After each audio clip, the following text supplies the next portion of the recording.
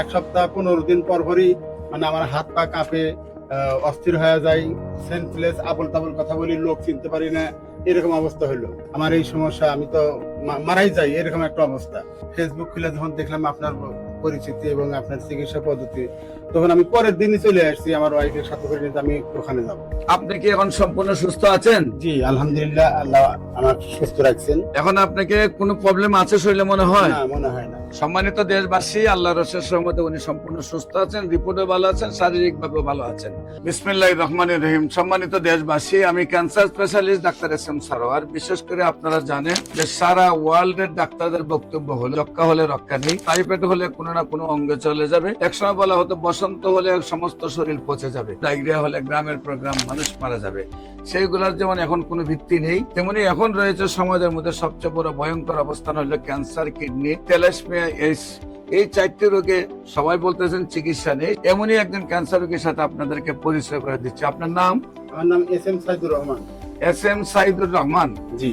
আপনার পিতার নাম? মৃত আব্দুর রশিদ। মৃত আব্দুর রশিদ। আপনার মায়ের নাম? কিরণ বাবা। কিরণ বেরা। আপনাদের গ্রামের নাম কি? গ্রামের নাম পাঁচলিয়া।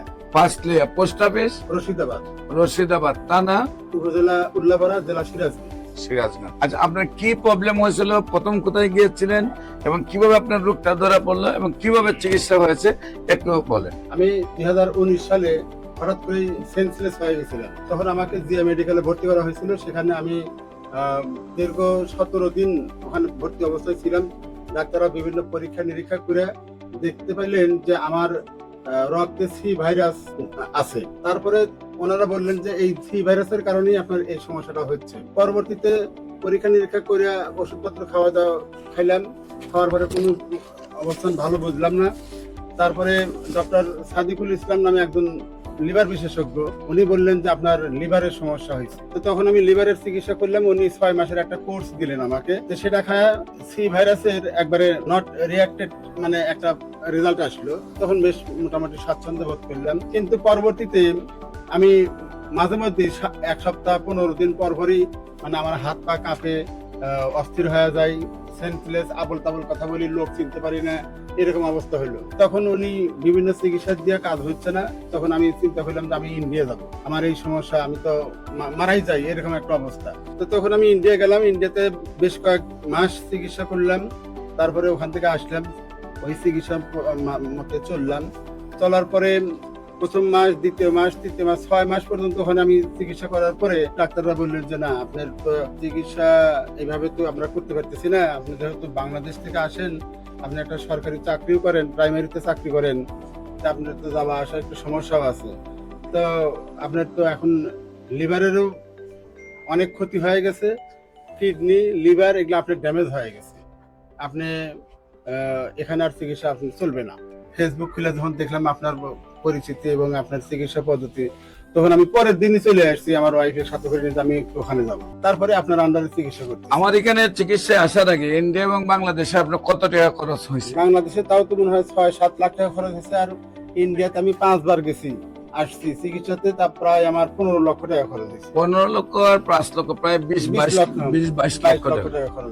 20-22 লক্ষ টাকা খরচ করার পরেও আমি যখন পেয়েছি ওনার লিভার ফাংশনের এই অবস্থা, পুরো লিভারটা মিলে লিভার সিরোসিস, পুরো পেটটাই একেবারে অচল অবস্থা। বিশেষ করে প্রথম নম্বর হলো অনেকে মনে হয় হোমিওপ্যাথিক বিশেষ ওষুধ খেলে কিডনির সমস্যা হয়। কিডনি পয়েন্ট একদম 1 পয়েন্টের নিচে। প্রত্যেকটা রিপোর্ট আল্লাহর অশেষ রহমতে সম্পূর্ণ ভালো।